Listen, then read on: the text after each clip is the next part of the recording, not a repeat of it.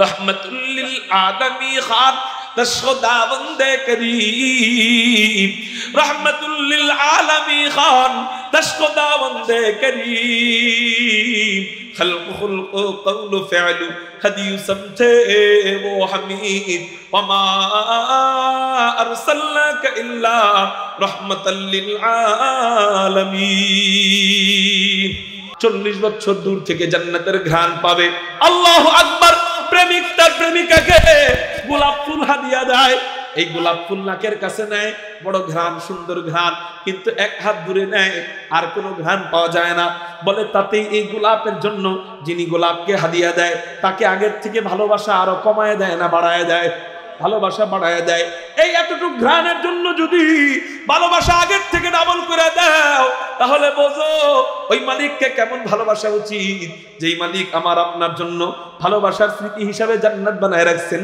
ওই জান্নাতের ঘ্রাণ 40 বছর দূর থেকে পাওয়া যায় ওই মালিককে ভালোবাসা রক্ত দেওয়ার দরকার হইলে রক্ত দিয়ে দেওয়া উচিত আপনারা আমাকে বলেন এই যে প্যান্ডেলের ভিতরে লাইটিং করা হয়েছে এই লাইটিং এর মাকসাদ কি বাহিরে আলো যাক নাকি ভিতরে আলো ছড়াক কোনটা মাকসাদ উদ্দেশ্য কোনটা বাহিরে আলো যাক না ভিতরে আলো ছড়াক কারণ কি মানুষ ভিতরে থাকবে বাহিরে কেউ যাবে না এইজন্য ভিতরের আলো বা ভিতরেই উদ্দেশ্য বাহিরে কোনো উদ্দেশ্য না তারপরেও কিছু ফাঁক ফুকুর দিয়া বাহিরে কিছু আলো যাবে কি যাবে না বাহিরে কিছু আলো যাবে এত কম আলো যাবে যে এই আলো দিয়া লেখাও যাবে না এই আলো দিয়া পড়াও যাবে না বলে বেশি আলো ভিতরে বাহিরে কম আলো ঠিক জান্নাতের ঘ্রাণের উদ্দেশ্য বাহিরে থাকা উদ্দেশ্য নাকি জান্নাতের ভিতরে ঘ্রাণ দেওয়া উদ্দেশ্য জান্নাতের ভিতরে ঘ্রাণ দেওয়া উদ্দেশ্য তারপরেও ওই ফাঁক ফকর দিয়া কিছু আলো বাহিরে যাবে কি যাবে না আলো নাই মুহতারাম হাজির ঘ্রাণ ঘ্রাণ ঘ্রাণটার উদ্দেশ্য বাহিরে থাকা নাকি ভিতরে থাকা ভিতরে থাকা তারপরেও জান্নাতের ফাঁক ফকর দিয়া কিছু ঘ্রাণ বাহিরে যাবে কি যাবে না এই কিছু ঘ্রাণ কত নবীজি হাদিসের মধ্যে বলেন এই কিছু ঘ্রাণ 40 বছর দূর থেকে পাওয়া যাবে আপনি চিন্তা করেন এই কিছু ঘ্রাণ যদি এত হয় জান্নাতের ভিতরের বেশি ঘ্রাণ না জানি কেমন হবে এই কিছু ঘ্রাণ যদি এমন হয় ভিতরের ঘ্রাণ কেমন হবে নবীজি হাদিসের মধ্যে বলেন জান্নাতি যে রমণী থাকবে জান্নাতি যে বিবি থাকবে এই বিবির ওড়নার একটা কোণা এমন ঘ্রাণ হবে প্রথম আসমানের নিচে যদি এই জান্নাতি বিবির ওড়নার একটা কোণা পেশ করা হয় পুরা দুনিয়া ঘ্রাণে ভরে যাবে কিয়ামত পর্যন্ত ঘ্রাণই থাকবে এই ঘ্রাণ চুল পরিমাণ কমবে না এর মুহতারাম ভাইও এবার যুবক ভাইরা চিন্তা করো কি করবা জাহান্নামের জন্য পরনারীর পিছনে দৌড়াইবা জাহান্নামে যাওয়ার জন্য নামাজ ত্যাগ করবা জাহান্নামে যাওয়ার জন্য রোজা ত্যাগ করবা জাহান্নামে যাওয়ার জন্য সুদ ত্যাগ করবা সুদ খাইবা জাহান্নামে যাওয়ার জন্য মদ খাইবা জাহান্নামে যাওয়ার জন্য বিড়ি খাইবা নাকি জান্নাতে যাওয়ার জন্য এগুলা ত্যাগ করবা জান্নাতে যাওয়ার জন্য দুনিয়ার পরনারী ত্যাগ করবা এটা সিদ্ধান্ত তোমার হাতে আমি শুধু জানাইয়া যাইতেছি আল্লাহ যেন আমাদের আজকের আলোচনার মাধ্যমে জান্নাতের প্রতি মহব্বত বাড়াইয়া নেক আমল বেশি বেশি করার তৌফিক দেন বলি আমিন মেরে মুহতারাম ভাইও তাহলে ওই জান্নাতে আল্লাহ মশলা বানান কি দিয়া জান্নাতি আতর মিশক আম্বর দিয়া জান্নাতের মশলা তৈরি করেন এবার জান্নাতীরা জান্নাতের কাছে যাবে এখনো তো 40 বছর দূরে আছে তাই না এখনো 40 বছর দূরে 40 বছর দূরের পথ পায়ে হাইটা গেলে তো কষ্ট লাগবে পা দিয়ে অতিক্রম করা তো সম্ভব নয় এই 40 বছরের পথ অতিক্রম করবে কেমনে আপনি মনে মনে ভাবতে পারেন জান্নাতে যারা যাবে তারা তো মনে মনে শুধু ভাববে অমুক জায়গায় যাইতে চায় সাথে সাথে দেখবে অমুক জায়গায় চলে গেছে কোটি কোটি বছরের পর মনে মনে বলবে আল্লাহ অমুক জায়গায় যাইতে চাই একবার তিরমিজি শরীফের হাদিস যখন পড়তেছিলাম আমাদের উস্তাদ আল্লামা হেলালউদ্দিন হাফিজাহুল্লাহ উনার কাছে যখন তিরমিজি শরীফ দ্বিতীয় খণ্ড পড়তেছিলাম জান্নাতের অধ্যায় যখন আসলো এই অধ্যায়ের মধ্যে একটা হাদিস আছে জান্নাতীদের খাট কত বড় হবে মেরে মুহতারাম ভাইও জান্নাতীদের খাট কত বড় হবে নবীজি বলেন জান্নাতীদের খাট কত বড় আপনার কাছে কি মনে হয় দুনিয়ার 2 খাটের সমান 3 খাটের সমান, 4 খাটের সমান, 100 খাটের সমান, 500 খাটের সমান। আপনার কাছে কি মনে হয় বলেন? জান্নাতের খাট দুনিয়ার কয় খাটের সমান মনে হয় বলেন তো দেখি? হ্যাঁ, কল্পনা করতে পারতেছেন না? শুনেন তাহলে, হাদিসের মধ্যে তিরমিজি শরীফ 2য় খণ্ডের মধ্যে নবীজি জানায় দেয় জান্নাতীদের খাট কত বড় হবে। আল্লাহু আকবার। হাদিসের মধ্যে নবীজি বলেন, ওই খাট যদি দুনিয়াতে রাখা হয়, খাটের নিচের জায়গা জমিনে ঠেকে যাবে, খাটের উপরের অংশ আসমানে ঠেকে যাবে। এত বড় খাট। আমি তখন হুজুরকে জিজ্ঞাসা করলাম, হযরত এত বড় খাটে আমরা উঠবো কিভাবে? এত বড় খাটে তো উঠতেও তো সময় লাগবে। রকেট পৌঁছায়, কত উপরে পৌঁছায়, শেষ পর্যন্ত দেখা যায় রকেট একটা তারকাও ধরতে পারে না। বিজ্ঞান বলে এই প্রথম তারকা, অর্থাৎ আল্লাহ যত কোটি তারকা বানাইছেন, এই তারকারাজির মধ্যে সবচেয়ে নিচের তারকা যেইটা, জমিনের কাছাকাছি তারকা যেইটা, এই তারকায় জমিন থেকে পৌঁছাইতে সময় লাগবে মাত্র 9 কোটি বছর। কালকে বাড়িতে যায় সুবহানাল্লাহ কইেন, কয় কোটি বছর সময় লাগবে বলেন না? আরে যারা নাকি মেলায় ঘোরাঘুরি করতেছে, যারা নাকি ওখানে দাঁড়ায় রয়েছে, ওনারা যদি আয়েশা জান্নাতের মহাব্বতে বৈশা যাইতো, হইতে পারে আল্লাহ আজকের আলোচনার মাধ্যমে আমাদের দিলকে পরিবর্তন করে দিত। ঠিক না ঠিক? আল্লাহ যারা দাঁড়ায় রয়েছে, যারা ঘোরাঘুরি করতেছে, সবাইকে আসবার যেন তৌফিক দেন। সবাই বলি আমিন। মাহফিল কর্তৃপক্ষকে বলবো, মাহফিলকে কেন্দ্র করে যে এই মেলাগুলা বসে, এই বাজার আর মেলা যদি বন্ধ করতে না পারেন, আমি বলবো মাহফিল করার কোনো প্রয়োজন নাই। কারণ আল্লাহর কাছে সবচেয়ে নিকৃষ্ট স্থান হলো বাজার। এই বাজারের মধ্যে হরেক রকমের গুনাহ চলতে থাকে। ফরজ পর্দার মতো ফরজ বিধান লঙ্ঘন হয় বাজারে। এরপরে এই বাজারের মধ্যে চুরির কাজ চলতে থাকে, এই বাজারের মধ্যে গীবত চলতে থাকে, ধোঁকাবাজি চলতে থাকে, মিথ্যা চলতে থাকে।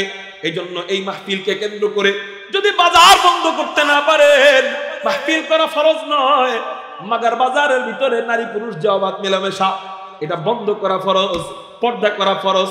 এই জন্য বলবো, যদি মাহফিলের মধ্যে এই মেলা বন্ধ করতে না পারেন, মাহফিল করার কোনো প্রয়োজন হয় না। কারণ মেলার মধ্যে যারা ঘুরে, বেশিরভাগ বেনামাজি ঘুরে, মাহফিলে যারা বসে, বেশিরভাগ নামাজিরা বসে। এখন আপনারা আমাকে বলেন, বয়ান শোনা কার জন্য বেশি দরকার? বেনামাজির জন্য বেশি দরকার নাকি নামাজির জন্য বেশি দরকার? বেনামাজির জন্য দরকার। এখন আপনারা বলেন, কারা কারা আজকে মাগরিবের নামাজটা পড়ছেন? হাত উঠান, হাত নামান। সবই তো নামাজি। বেনামাজি গেল কই? এলাকার মধ্যে কি তাহলে বেনামাজি নাই? আছে। তাহলে ওরা কোথায়? ওই যে মেলায় ঘুরে। কোথায়? মেলার মধ্যে ঘুরে। এই জন্য মাহফিল কর্তৃপক্ষকে বলবো, এই হ্যান্ডবেলের নিচে বড় করে লেখা দিবেন।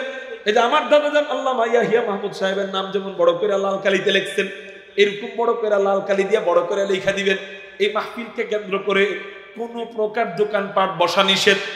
আদেশ ক্রমে এলাকার নেতার একজন নাম দিয়ে দিবেন, যেই নেতার কথা সবাই শোনে, ওই নেতার কাছে যাবেন। মনে করেন চেয়ারম্যান সাহেবের কাছে যাবেন, যাই বলবেন আমরা মাহফিল করি হাজার হাজার লক্ষ লক্ষ টাকা দিয়া মাদ্রাসার স্বার্থের জন্য, যুবকদের হেদায়েতের জন্য। এই যে মেলা বৈশা মাদ্রাসার স্বার্থও হয় না, যুবকদের হেদায়েতও হয় না। আপনি একটু সাইন দিয়ে দেন, তো ইনশাআল্লাহ চেয়ারম্যান যদি মানুষের সন্তান হয়ে থাকে অবশ্যই সাইন দিবে, কারণ সে মাদ্রাসার ভালো চায়, খারাপ চায় না। সাইন দিলে তখন লেখা দিবেন, এই মাহফিলকে কেন্দ্র করে কোন প্রকার দোকানপাট বসা নিষেধ। আদেশ ক্রমে চেয়ারম্যান সাহেব, তাইলেই দেখবেন এই সমস্ত দোকানপাট আর বসতে পারবে। আল্লাহ বুঝবার তৌফিক দান করুক, বলি আমিন। এই খালি জায়গাটা যেন আল্লাহ পূরণ করে দেয়, সবাই বলি আমিন। ও মেরে মুহতারাম ভাইও, তো বলতেছিলাম জান্নাতের ওই খাট কত বড়? বলে ওই খাট আসমান জমিনের মাঝখানের খালি জায়গা পূর্ণ করে দিবে। আপনি চিন্তা করেন, প্রথম তারকা একেবারে নিচের তারকায় পৌঁছাইতে যদি সময় লাগে 9 কোটি বছর, তাইলে পুরা দুনিয়ার হিসাব 9 কোটি বছর। আল্লাহু আকবার। বলে এই পুরা দুনিয়া ফিল আপ হয়ে যাবে জান্নাতীদের এক একটা খাট দিয়া। আমি তখন হযরতকে জিজ্ঞাসা করছিলাম, হযরত এত উঁচা খাটে আমরা উঠবো কিভাবে? হযরত বললেন, আরেকটা হাদিস আমাকে শুনাইলেন। কি হাদিস? বলে জান্নাতে কোনো দৌড়াদৌড়ি করা লাগবে না, মনে মনে শুধু বলবে আল্লাহ খাটের মধ্যে উঠতে চাই, বলতে দেরি, খাটে উঠতে দেরি হবে না। মনে মনে বলবে আল্লাহ খাট থেকে নামতে চাই, মনে মনে বলতে দেরি, খাট থেকে নামতে দেরি করবে না। ও মেরে মুহতারাম ভাই, আমার আব্বার যখন কিডনি অপারেশন হয় ইন্ডিয়ায়, দেখলাম একটা খাটের মধ্যে শুয়াইছে, ওই খাটের ডান সাইডের যে ডাসানা কি বলে হাত রাখার জন্য, ওটার পাশে সুইচ আছে, সুইচ চাপ দিলে খাট এমন হয়, আবার আরেকটা সুইচ আছে ওইটা চাপ দিলে খাট নিচা হয়, আরেকটা সামনে সুইচ আছে ওইটা চাপ দিলে খাট উঁচা হয়। আমি তখন দেখি আর মনে মনে বলি, দুনিয়াতে যদি এমন খাট আবিষ্কার করা যায় যে সুইচ চাপ দিলে খাট উঁচা হয় নিচা হয়, জান্নাতে আল্লাহ পারবেন না কেন? আল্লাহ তো মানুষের ব্রেন দিচ্ছেন, ওই মালিক যেই নিজের কুদরতি ব্রেন দিয়া খাট বানাবেন ওইটা আরো কত চমৎকার হবে। মনে মনে বলবে খাট থেকে নাইমা যাবে, কোনো সুইচের চাপ দেওয়া লাগবে না, মনে মনে বলবে আবার খাটে উঠা যাবে। এই যদি হয় আল্লাহু আকবার, এই তো জান্নাতের ভিতরের ফয়সালা। কিন্তু বাহিরে, জান্নাতের বাহিরে তো মনে মনে বললে কোনো জায়গায় যাইতে পারবে না, পারবে? জান্নাতের বাহিরে তো পারবে না। ও মেরে মুহতারাম ভাইও, জান্নাতীরা এখনো 40 বছর দূরে আছে, তাহলে কি জান্নাতের ভিতরে নাকি বাহিরে? বাহিরে। তো বাহির থেকে ঘ্রাণ পাইতেছে জান্নাতের, এত দূরের পথ, জান্নাতের কাছে যাবে কেমনে? এখন যদি মনে মনে বলে জান্নাতের কাছে যাইতে চাই, এখন না মানে তখন, ওই যে হাসরের ময়দান থেকে যদি মনে মনে বলে আল্লাহ জান্নাতের কাছে যাইতে চাই, মনে মনে বললে কি যাইতে পারবে নি? কারণ মনে মনে বলার সিস্টেম চালু হবে কোন জায়গা থেকে? ভিতরে, বাহিরে নয়, জান্নাতের ভিতরে। তাহলে ওই জায়গায় এই 40 বছরের পথ কি দিয়া অতিক্রম করে সামনে যাবে? বলে আল্লাহ জান্নাতীদের জন্য একটা যানবাহনের ব্যবস্থা করবেন। দেখি না কেউ বলতে পারেন কিনা ওই যানবাহনের নাম কি? হ্যাঁ হ্যাঁ জোরে বলে। বোরাক। মাশাআল্লাহ। ওই যানবাহন কেমনে ব্যবস্থা হবে? নবীজিকে আল্লাহ মেরাজের রজনীতে সর্বপ্রথম ওই যানবাহন দিয়ে নিয়েছিলেন। উম্মে হানির ঘর থেকে ঘুম থেকে জাগাইয়া জমজমের পাশে শুয়াইয়া জান্নাতি দুধ হাই কমিশনার হযরতে জিবরাইলকে পাঠাইয়া জান্নাতি যানবাহন বুরাক পাঠাইয়া উম্মে হানির ঘর থেকে ঘুম থেকে জাগাইয়া জমজমের পাশে শুয়াইয়া বুকের থেকে নাভি পর্যন্ত ফাইরা ভিতর থেকে সব কিছু বের করে এরপর জমজমের পানি দিয়া ধুয়াইয়া জান্নাত থেকে আনা রেশমি রুমাল দিয়ে ঢাকা ঈমান এবং হিকমতের অক্সিজেন ভিতরে পুশ কইরা হযরতে জিবরাইল আবার এমন করে ইশারা দিয়া সিনায় সিনায় জোড়া লাগাইয়া বুড়াকের পিঠে চড়াইয়া বাইতুল মুকদ্দাসে নিয়া ইমামুল আম্বিয়া বানাইয়া, সমস্ত নবীদের ইমাম বানাইয়া 7 আসমান দেখাইয়া, 8 জান্নাত দেখাইয়া, 7 জাহান্নাম দেখাইয়া, বাইতুল মামুর মসজিদ দেখাইয়া, আল্লাহ পাক রব্বুল আলামিন ফেরেশতাদের নূরের সাগর দেখাইয়া, লৌহ কলম দেখাইয়া, সিদরাতুল মুনতাহার গুড়ায় নিয়া রফরফের পিঠে চড়াইয়া নবীজিকে আল্লাহ নিজের কাছে নিয়া নিজের পাশে বসাইয়া লম্বা সময় পর্যন্ত গল্প স্বল্প করে। খতমুর রসুল নজম সুবুল সুবহ হেদায়াত, খতমুর রসুল নজম সুবুল সুবহ হেদায়াত, হক্কা কে নজীরি তুবল হক বশীরি, হক্কা কে নজীরি তুবল হক বশীরি। আয় খতম রসুল উম্মত তু খৈর উম্মত, আয় খতম রসুল উম্মত তু খৈর উম্মত, চু সমর কে আয়াদ হামদর ফসল আখিরি, চু সমর কে আয়াদ হামদার ফসল আখিরি। আর জবান যেন বন্ধ থাকে না, চিৎকার দিয়ে বলি আল্লাহু আকবার। মেরে মুহতারাম ভাইও, তো বলতেছিলাম আল্লাহু আকবার। নবীজিকে মেরাজের রজনীতে যখন আল্লাহ নিয়ে যান, মেহেরবানি করে কেউ অনর্থক উঠাউঠি করবেন না। এটা একটা ক্লাস চলতেছে, বলেন কি চলতেছে? অঙ্কর ক্লাস যখন চলে তখন তো অনর্থক কেউ উঠি না, বাংলার ক্লাস যখন চলে অনর্থক তো কেউ উঠি না। তো কেন উঠি না? বলে স্যারের সাথে বেয়াদবি হবে এই জন্য। কিন্তু এখন বেয়াদবি হবে কার সাথে বলেন না? এই জন্য অনর্থক উঠবো না। রাজি আছি কারা কারা আল্লাহু আকবার বলে হাত উঠাই? রাজি আছি তো ইনশাআল্লাহ? হাত নামান। আল্লাহ তুমি কবুল করো, বলি আমিন। ও মেরে মুহতারাম ভাইও, তো বলতেছিলাম নবীজিকে মেরাজের রজনীতে আল্লাহর কাছে নিয়ে যান। সর্বপ্রথম যেই যানবাহন পাঠাইছিলেন ওই যানবাহনের নাম হলো বোরাক। ওই বোরাক দেখতে কেমন? একেবারে ঘোড়ার মতো না, আবার একেবারে গাধার মতো না, মাঝামাঝি একটা অবস্থা। শরীরের কালার কেমন? বলে দুধের চেয়েও বেশি সাদা। চেহারার সৌন্দর্য কেমন? বলে সুন্দরী নারীদের মতো দেখা যায়। বোরাকের 2টা পাখনা আছে।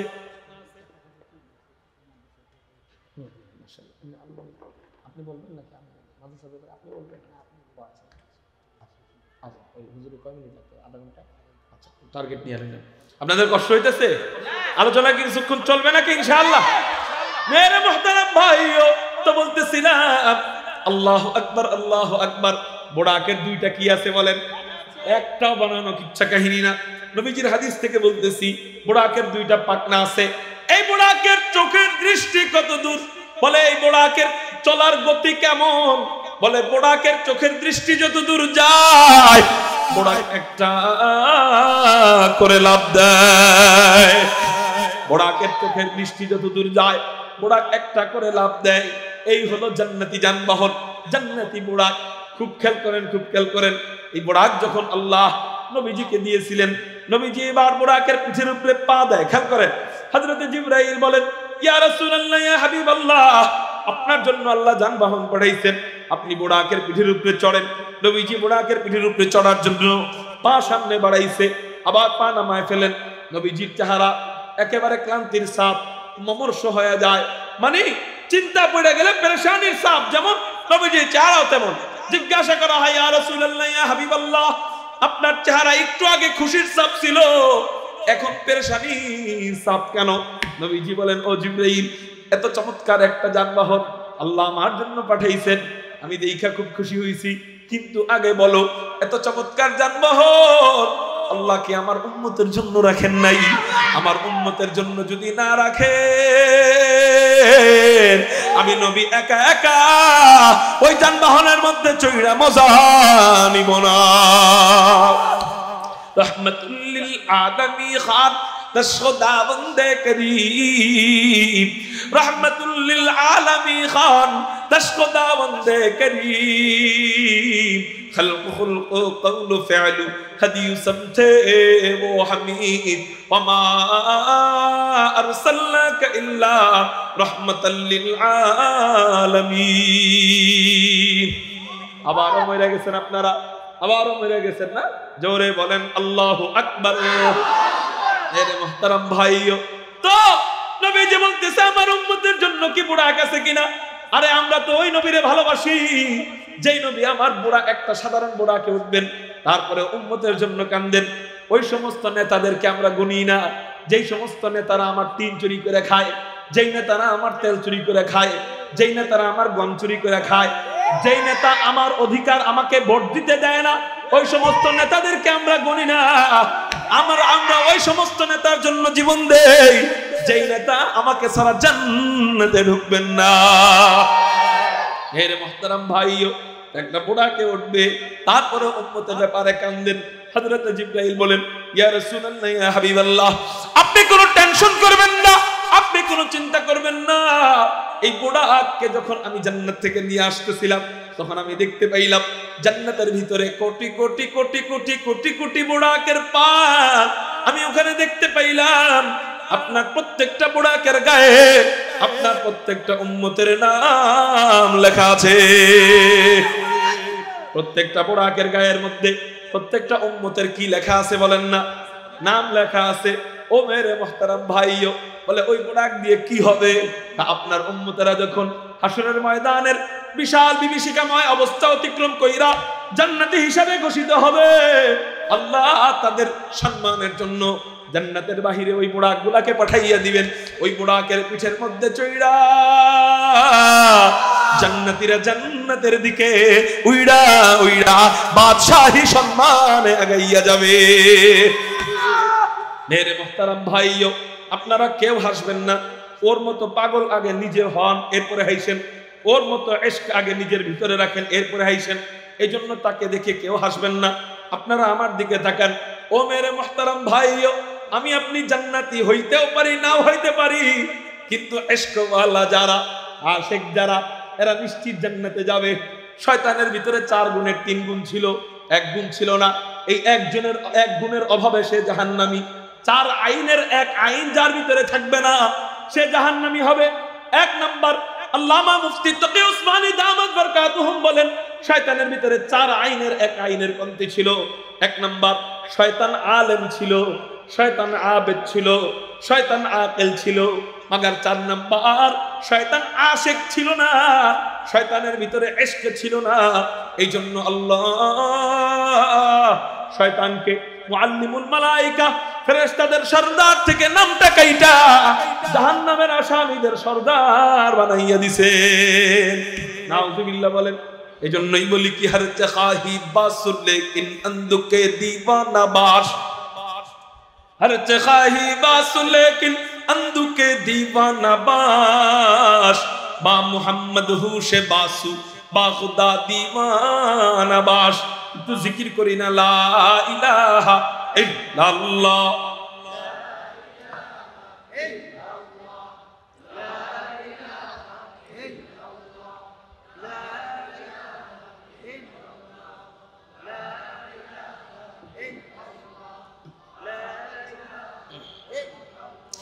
अक़ीदानम दरी आलम के ला माबूद इल्लाहू, अक़ीदानम दरी आलम के ला माबूद इल्लाहू, वला मस्जूद फिल कौनैन वला मौजूद इल्लाहू, ला इलाहा इल्लल्लाह।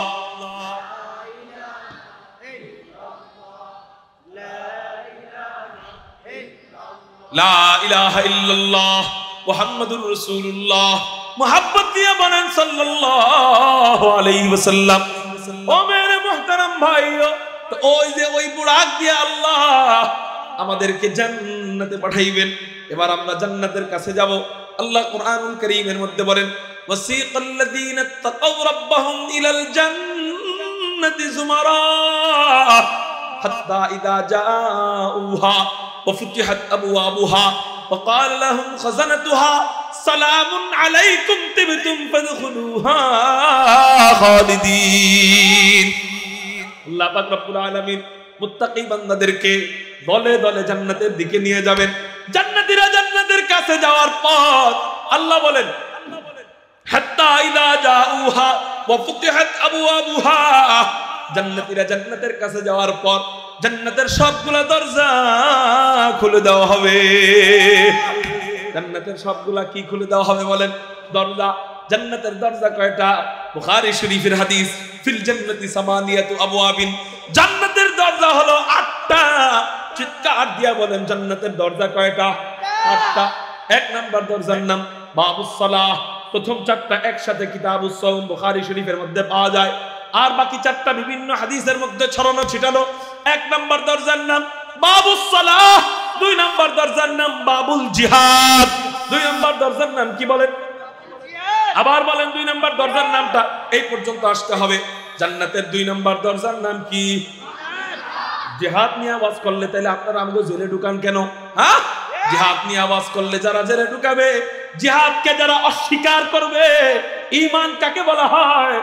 আল্লাহ যেটা যেভাবে নাজিল করছেন সেভাবে বিশ্বাস করার নাম ঈমান। কোন ব্যক্তি যদি জিহাদকে অবজ্ঞা করে সন্ত্রাসের সাথে মিলায় দেয়, নিঃসন্দেহে সে কুফরি করে যাবে। সে কি হয়ে যাবে বলেন? কুফরি করে ফেলবে, কাফের হয়ে যাবে। কারণ ঈমান কাকে বলা হয়? আল ঈমানু হুয়া তাসদীকু মা জাআ বিহিন নবী সাল্লাল্লাহু আলাইহি ওয়াসাল্লাম। ঈমান কাকে বলা হয়? শুধু তাহাজ্জুদ পড়লে তার নাম ঈমান নয়, 6 ওয়াক্ত নামাজ পড়লে শুধু তার নাম ঈমান নয়, শুধু ফজরের পরে কোরআন কারীম তেলাওয়াত করলে তার নাম ঈমান নয়। ঈমান কাকে বলে? নবীজি আল্লাহর পক্ষ থেকে যা কিছু নিয়ে এসেছেন সবগুলা বিষয়কে হুবহু বিশ্বাস করার নাম ঈমান। হালালকে হালাল হিসাবে বিশ্বাস করার নাম, আবার হারামকে হারাম হিসাবে বিশ্বাস করার নাম। এই মূলনীতি ধরে আপনাদেরকে কয়েকটা মাসালা বলি। মনে করেন বেচা কিনা হালাল না হারাম? সাধারণ বেচা কিনা আহাল্লাল্লাহুল বাইআ ওয়া হাররামার রিবা, সাধারণ বেচা কিনা হালাল, কিন্তু সাধারণ বেচা কিনাকে যদি কেউ হারাম মনে করে তাহলে সে কি হয়ে যাবে? হ্যাঁ বুঝেন, কি হয়ে যাবে? কাফের হয়ে যাবে। কি হয়ে যাবে? কারণ হুজুর বেচা কিনারে হারাম কইলে আবার কাফের হইব কেন? বুঝেন না কেন কাফের হইল?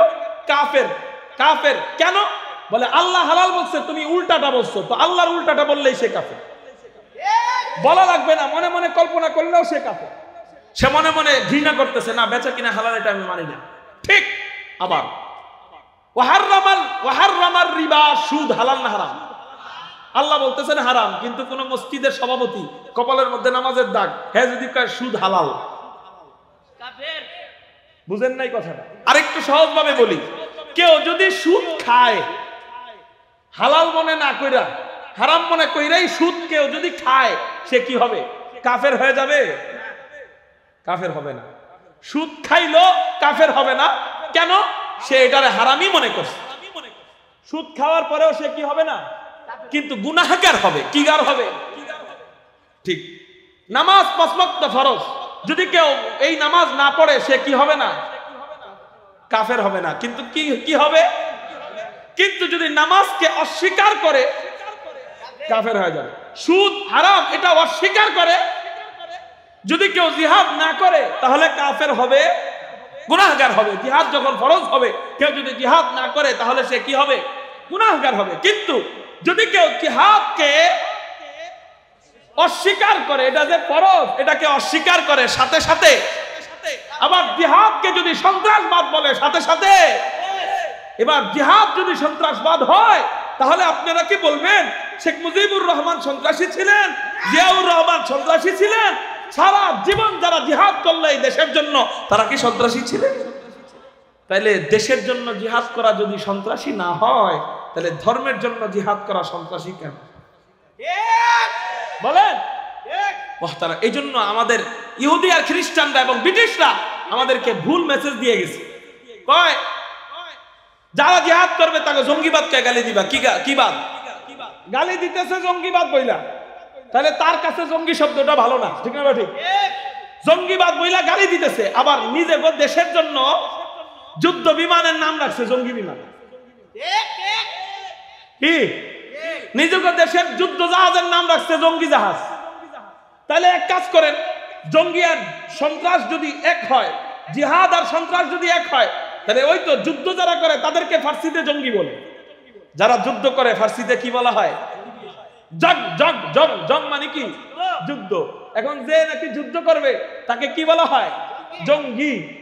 এই জন্য আমাদেরকে ব্রিটিশরা শিখায় দিয়ে গেছে, আমরা তাদের তালে নাচি, আর তাদের তালে নাইছে আমাদের ইমানকে ধ্বংস করতেছি। জিহাদকে আমরা গালি দেই। জিহাদ যারা করতে চায়, জিহাদকে যারা বিশ্বের বুকে উঁচু করে সন্ত্রাসবাদ দমন করতে চায় তাদেরকে আমরা সন্ত্রাসী বলি। জিহাদ কেন? সন্ত্রাসীকে সাপোর্ট করার জন্য না সন্ত্রাস দমন করার জন্য? বলেন। আমাদের বাংলাদেশ যারা দখল করে নিয়েছিল এবং বাংলাদেশকে গোলামের জিঞ্জিরে আবদ্ধ করেছিল তারা কারা? পাকিস্তানিরা। পাকিস্তানিরা আমাদেরকে গোলামের জিঞ্জিরে আবদ্ধ করে রেখেছিল। এটা কি তাদের জিহাদ হয়েছে না সন্ত্রাসবাদ হয়েছে? এই সন্ত্রাসবাদ দূর করছে কারা? এই আওয়ামী লীগ কোন আর বিএনপি কোন, উভয় দলই তখন কি করছে? আমাদের দেশের জন্য লড়ছে, জিহাদ করেছে। কি করেছে? এই সন্ত্রাসকে দূর করার জন্য জিহাদ করেছে। এখন আপনি যদি জিহাদকে সন্ত্রাসবাদ বলেন তাহলে কি আমাদের জাতির জনক, এরপরে কি বঙ্গবন্ধু মহামান্য শেখ মুজিবুর রহমান সাহেব কি জঙ্গি ছিলেন, সন্ত্রাসী ছিলেন? নয়। আল্লাহ আমাদেরকে বুঝবার তৌফিক দান করেন। তাইলে জান্নাতের 2 নাম্বার গেটের নাম বাবুল জিহাদ বলতেছেন কে? আমার নবী। বলেন কে? বুখারী শরীফের মধ্যে। এবার জিহাদ কথা বলার পরে যদি আমারে জেলে নেন তাহলে বুখারীকেও জেলে নিতে হবে, বুখারীকেও বন্ধ করতে হবে, ঠিক না? ঠিক। কোরআনকেও বন্ধ করতে হবে। পারবেন তো না? হুদাই খালি চিল্লান, হুজুর গো মুখ বন্ধ করে নিলে জেলে ঢুকান। ডোকে হইলো ঘোড়া অবস্থায়, বাইরে হইলো সিংহ অবস্থায়, ঠিক না? ঠিক। আপনারা দেখেন না কয়েকজন ঢুকছে ঘোড়া অবস্থায়, বাইরে হচ্ছে বাঘ অবস্থায়। এই জন্য হুজুরকে জেলে নিয়ে লাভ নাই। হুজুরকে জেলে নিলে আরো লাভ এই দিক দিয়ে হুজুরদের বেশি। কেন? বলে আল্লাহর যত কাছাকাছি আগে ছিল, জেলে নেওয়ার পরে আরো বেশি কাছাকাছি হয়ে যায়। মেরে মুহতারাম ভাইও তো বলতেছিলাম জান্নাতের 1 নাম্বার গেটের নাম বাবুস সালাহ, 2 নাম্বার গেটের নাম, 2 নাম্বার দরজার নাম বাবুল জিহাদ, 3 নাম্বার দরজার নাম বাবুর রাইয়ান, 4 নাম্বার দরজার নাম বাবুস সাদাকা, 5 নাম্বার দরজার নাম বাবুস শাফাআহ, 6 নাম্বার দরজার নাম বাবুল কাযিমিনাল গায়যা ওয়াল আফিনা আনিন নাস, 7 নাম্বার দরজার নাম বাবুর রাদি, 8 নাম্বার দরজার নাম বাবুত তাওবা। চিৎকার দিয়ে বলেন সুবহানাল্লাহ। আল্লাহ পাক রব্বুল আলামিন এই জান্নাতের 8টা দরজা দিয়েছেন। এক একটা দরজা নিয়ে এক একটা বয়ান। বাবুল জিহাদ নিয়ে বয়ান করতে গেলে 3-4 ঘন্টা লাগবে, বাবুস সালাহ নিয়ে বয়ান করতে গেলে 3-4 ঘন্টা লাগবে। এই জন্য এক একটা দরজা নিয়ে এক এক আলোচনা। আমি ওই বিস্তারিত আলোচনার দিকে গেলাম না, শুধু 8টা দরজার নাম বললাম। এই 8টা দরজার এক একটা দরজা কত বড়, নবীজি হাদিসের মধ্যে বলেন এক একটা দরজা কত বড়। এই জিনিসের দুইটা দিক, এক হলো লম্বা, আরেক হলো পাশ। পাশ কতটুক, জান্নাতের দরজার লম্বা কতটুক, এটা আসলে আমি নিজেও জানি না, থাকতে পারে কোন হাদিসের মধ্যে, আমি এখনো পাই নাই। কিন্তু জান্নাতের দরজার পাশ কতটুক, নবীজি হাদিসের মধ্যে বলেন জান্নাতের দরজার পাশ কতটুক, বলে এক পাশ থেকে আরেক পাশের দূরত্ব, এক প্রান্ত থেকে আরেক প্রান্তের দূরত্ব, জান্নাতের দরজার এক চৌকাঠ থেকে আরেক চৌকাঠের দূরত্ব 40 বছরের রাস্তা, বলেন 40 বছরের রাস্তা। আপনি চিন্তা করেন আমাদের গোলাকার পৃথিবী, এই যে মনে করেন পৃথিবী, এই পৃথিবীটা 51 কোটি 10 লক্ষ বর্গ কিলোমিটার। এই পৃথিবীর এক প্রান্তে বাংলাদেশ, আরেক প্রান্তে আমেরিকা। এই বাংলাদেশ থেকে বিমান রওনা দেয়, পুরা পৃথিবী ভ্রমণ করে আমেরিকায় পৌঁছাইতে বিমানের সময় লাগে মাত্র 22 ঘন্টা। আপনি চিন্তা করেন এত বড় গোলাকার পৃথিবীর রাস্তা যদি হয় মাত্র 22 ঘন্টা, আর যেই রাস্তা হবে 40 বছরের, ওই রাস্তা, ওই জায়গা কত বড়! আল্লাহু আকবার। বলে এত বড় বড় জান্নাতের দরজা থাকবে। আশ্চর্যের ব্যাপার হইল নবীজি হাদিসের মধ্যে বলেন এই দরজা দিয়েও যখন জান্নাতীরা জান্নাতে ঢুকবে, ওই দরজার সামনেও জাম লেগে যাবে, ভিড় লেগে যাবে। তাহলে চিন্তা করেন কত শত উম্মতকে আল্লাহ মাফ কইরা জান্নাতি বানায় দিলে ওই দরজার সামনে জাম লেগে যায়। ওই দরজা দিয়ে আল্লাহ আমাদেরকে ঢুকানোর আগে আমাদেরকে একটা নদীর মধ্যে গোসল করাবেন। ওই নদীর মধ্যে গোসল করানোর পর আমাদের 4টা পরিবর্তন দেখা দিবে। বলেন না কয়টা পরিবর্তন? 1 নম্বর পরিবর্তন, ওই নদীতে আল্লাহ আমাদেরকে গোসল করানোর পর আমাদের অবাঞ্ছিত লোম, অবাঞ্ছিত পশম, এই পশমগুলো আল্লাহ ফালাইয়া দিবেন। আরো আস্তে কোন সুবহানাল্লাহ। আমাদের ওই নদীতে গোসল করানোর পর অবাঞ্ছিত যেই লোমগুলা আছে, এই লোমগুলা আল্লাহ ফালাইয়া দিবেন। হযরত, তাহলে দাড়ি কি হবে? দাড়িও কি আল্লাহ ফালাইয়া দিবেন নাকি? প্রশ্ন, উত্তর শুনেন। আমি উত্তর দিব না, নবীজি উত্তর দিচ্ছেন। তিরমিজি শরীফের 2545 নম্বর হাদিসে নবীজি জানায় দেয় জান্নাতীদের যে দাড়ি হবে, আল্লাহ পাক রব্বুল আলামিন এই দাড়িও জান্নাতে ঢুকানোর সময় কাইটা আল্লাহ দাড়িবিহীন জান্নাতীদেরকে জান্নাতে ঢুকাবেন। কেন কেন কেন এত কষ্ট করে হুজুর দাড়ি রাখছি, তারে দাড়ি কাটবে কেন? বলে আল্লাহ ওই দিন উম্মতদেরকে বলবেন, ও আমার রাসূলের উম্মতেরা, আমার রাসূলকে খুশি করে তুই দাড়ি রাখছস, আমাকে খুশি করে তুই দাড়ি রাখছস, তুই তোরে খুশির জন্য দাড়ি রাখস নাই। এই দাড়ি যদি আমার খুশির জন্য রাখতাম তাহলে তো স্টাইল করে রাখতাম, ঠিক না? এই দাড়ি আমার খুশির জন্য রাখি নাই, আল্লাহ এবং তার রাসূলের খুশির জন্য রাখছি। আল্লাহ বলবে তুই আমার এবং আমার রাসূলের খুশির জন্য দাড়ি রাখছস, আর এখন জান্নাতে ঢুকতেছস, আমি তোরে খুশি করব না? এটা তো হইতে পারে না। যা যা যা, আমি আল্লাহ দাড়ি পালাইয়া তোরে খুশি করে দিলাম, ওই দাড়িটা আমাদের ভালোবাসার স্মৃতি হিসাবে আমার কাছে যত্ন করে রাইখা তোরে জান্নাতে ঢুকাইয়া দিলাম। এই দাড়ি যে আল্লাহ ফালাবেন, এটা দাড়িওয়ালাদের ফালাবেন নাকি দাড়ি ছাড়াদের ফালাবেন? দাড়িওয়ালা, দাড়ি ছাড়ার দাড়ি নাই তো ফালাইবে কি? এখন হুজুর দাড়ি নাই, তাহলে আমি কি করতাম? তুমি কি ছাগলের 3 নাম্বার বাচ্চার মতো দৌড়াইবা? কিছু তো করার নাই। এদিকে যাইবা নবীজির কাছে, যাই বলবা হুজুর আপনার উম্মত আমি। নবী কইবে উম্মত যে তোর ইউনিফর্ম কোথায়? আমার যে উম্মত তোর ইউনিফর্ম কোথায়?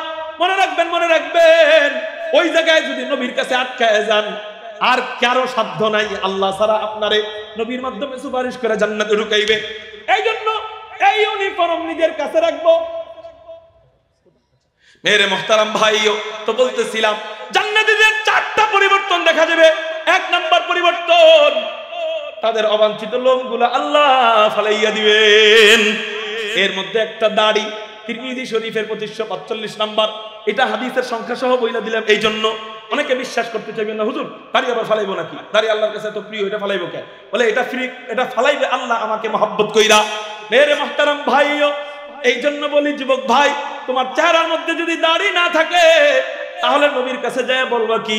আর চেহারার মধ্যে যদি দাড়ি থাকে অন্তত বলতে পারবা তেরে মাহবুব কি ইয়া রব শবাহত লেকে আয়া হু, हकीकत उसका तू कर, मैं सूरत लेके आया हूँ, ना अज़मत लेके आया हूँ, ना शौकत लेके आया हूँ, मोहब्बत लेके आया हूँ, मोहब्बत लेके आया हूँ। अल्लाह উসমানের আমলের মতো আমল আনতে পারি নাই, সিদ্দিক আকবরের আমলের মতো আমল আনতে পারি নাই, তোমার রাসূলের আমলের মতো আমল আনতে পারি নাই, কিন্তু তাদের সুরতে নিজেকে সাজাইছি। ও মাওলা, এই সুরতের উসিলায় আমাদেরকে মাফ করে দাও। ও মেরে মুহতারাম ভাইও, নবীজি একটা খেজুর গাছের উপর হেলান দিয়ে খুতবা দিতেন, বুখারী শরীফের হাদিস। কোন গাছে? খেজুর গাছটা মরা ছিল। কি ছিল বলেন? এক মহিলা এসে বলতেছে, ইয়া রাসূলুল্লাহ, ইয়া হাবিবাল্লাহ, এই খেজুর গাছের উপরে আপনি হেলান দিয়ে খুতবা দেন, আপনি যদি অনুমতি দেন আমার গোলাম কাঠের নকশি কইরা বড় চমৎকার কাঠের ফার্নিচার বানাইতে পারে, আপনি যদি অনুমতি দেন আপনার জন্য আমি একটা মিম্বার বানিয়ে দিব। নবীজি বললেন আচ্ছা ঠিক আছে, অনুমতি দিলাম। খেয়াল করেন, নবীজি বললেন অনুমতি দিলাম। এরপর নবীজির জন্য মিম্বার বানানো হয়। নবীজির জন্য যখন মিম্বার আনা হয়, ওই মরা খেজুর গাছ রাইখা নবীজি মিম্বারের উপর যখন বসেন, মরা খেজুর গাছ শিশু বাচ্চার মতো হাউমাউ করে কান্না আরম্ভ করে দেয়। মরা খেজুর গাছ যখন কান্দেন, সাহাবায়ে কেরাম সকলে ওই কান্নার আওয়াজ পায়। নবীজি মিম্বর সাইরা মরা খেজুর গাছকে জড়াইয়া ধইরা বলে, কান্দিস না, কান্দিস না, তুই আমারে মহব্বত করে কাঁদছস, যা আমি তোরে কথা দিলাম, আমি যখন হাসরের ময়দান থেকে জান্নাতে যাব, আমি মাওলার কাছে তোরে চাইয়া আমার সাথে জান্নাতে নিয়ে যাব। একটা মরা খেজুর গাছ, মানুষ উম্মত, আমরা কি উম্মত? উম্মতের চেয়ে দামি, উম্মতের চেয়ে মরা খেজুর গাছ দামি না কম দামি? কম দামি। তারপরেও নবীর জন্য কান্নার পরে নবীর এক সেকেন্ড মহব্বত দেখানোর কারণে মরা খেজুর গাছরে নিয়ে নবীজি যদি জান্নাতে যাইতে পারে, আর আমি দাড়ি রাখবো এক সেকেন্ড না, মরণের আগ পর্যন্ত, আমি যদি নবীজিরে যায় বলতে পারি, রাসূল মরা খেজুর গাছ আপনার জন্য কয়েক সেকেন্ড কাঁদছে, এই জন্য আপনি যদি ওরে জান্নাতে নিয়ে যেতে পারে, আমাকে মানুষ কত চাচা বইলা চেতাইতো, বুড়া বইলা চেতাইতো, মুরব্বী বইলা রাগাইতো, আঙ্কেল আঙ্কেল বলে ডাকতো, ও হযরত আপনি আমাকে ফালায়া কেন আপনি জান্নাতে যাবেন, যেখানে আপনার জন্য আমি এত চেতানো সহ্য করলাম, আপনার মহব্বতে দাঁড়িয়ে রাখলাম। আপনার কি মনে হয় নবীজি মরা খেজুর গাছের জন্য সুপারিশ করে জান্নাতে নিয়ে গেলে তার আপন উম্মতরে ফালায় রেখে যাবে? এই জন্য কোন কোন যুবক রাজি আছো নবীর সাথে জান্নাতে যাব? হযরত নবীর কলিজায় আর চুরি চালাবো না, কারা কারা দাড়ি রাখবা আল্লাহু আকবার বলে দুই হাত আল্লাহকে দেখ। একটু দাঁড়ায় যান, কয়েকটা যুবক ওয়াদার জন্য দাঁড়ায় যান, আল্লাহু আকবার বলে দাঁড়ায় যান। হযরত আমি আর জীবনে দাড়িতে খুর লাগাবো না, ব্লেড লাগাবো না, আমি এক মুষ্টির নিচে কাটবো না। নারায়ে তাকবীর, পাক্কা ওয়াদা ইনশাআল্লাহ।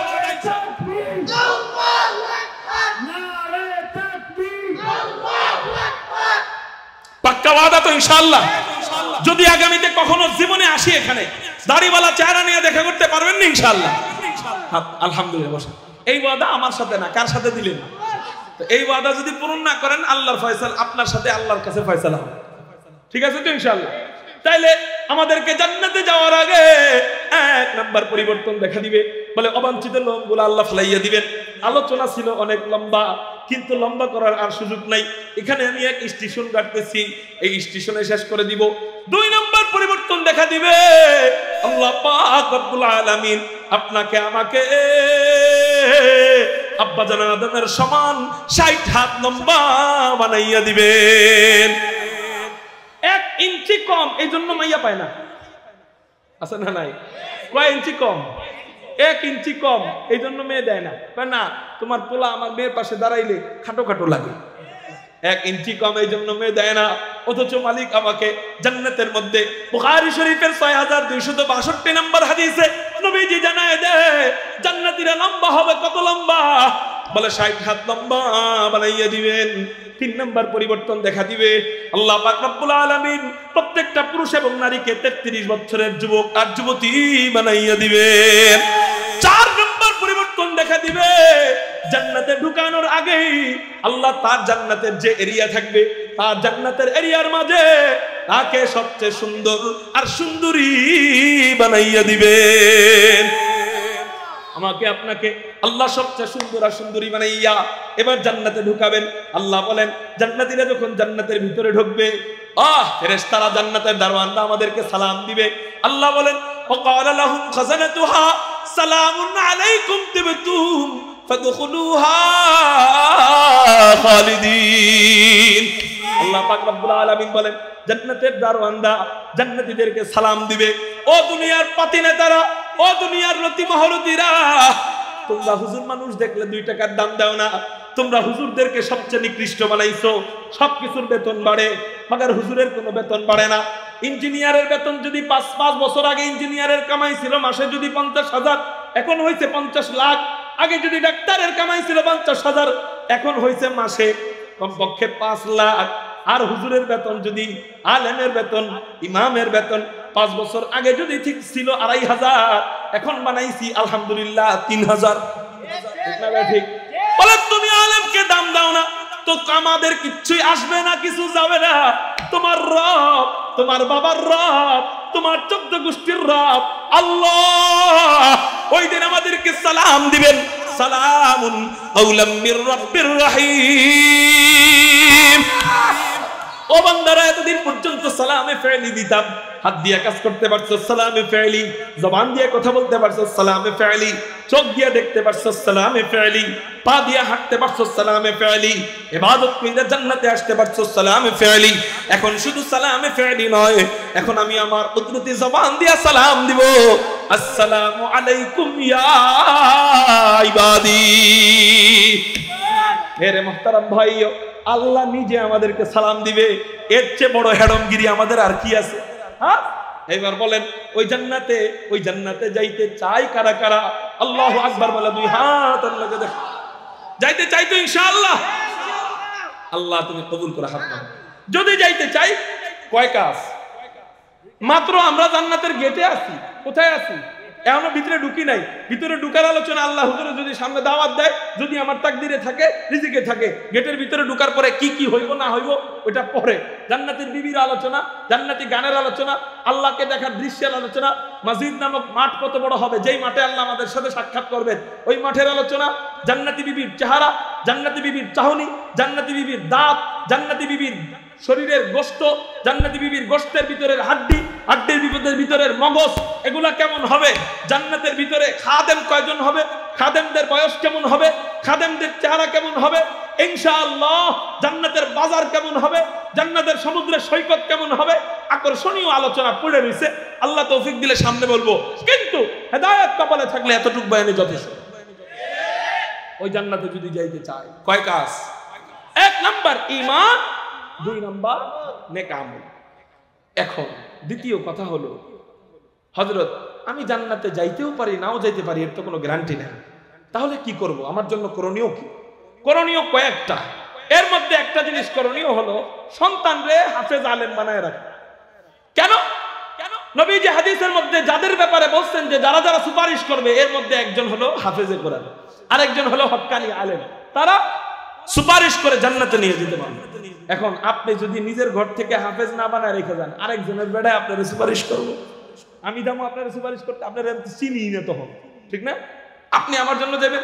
এই জন্য নিজের ঘর থেকে যদি একজন সুপারিশকারী রেখে যান, তখন আপনি বলবেন আমার সার্থক, আমি 3 পোলারে ডাক্তার ইঞ্জিনিয়ার বানাইছি, মাগার এখানে নিজে দিয়ে কোনো কাম হইতেছে না।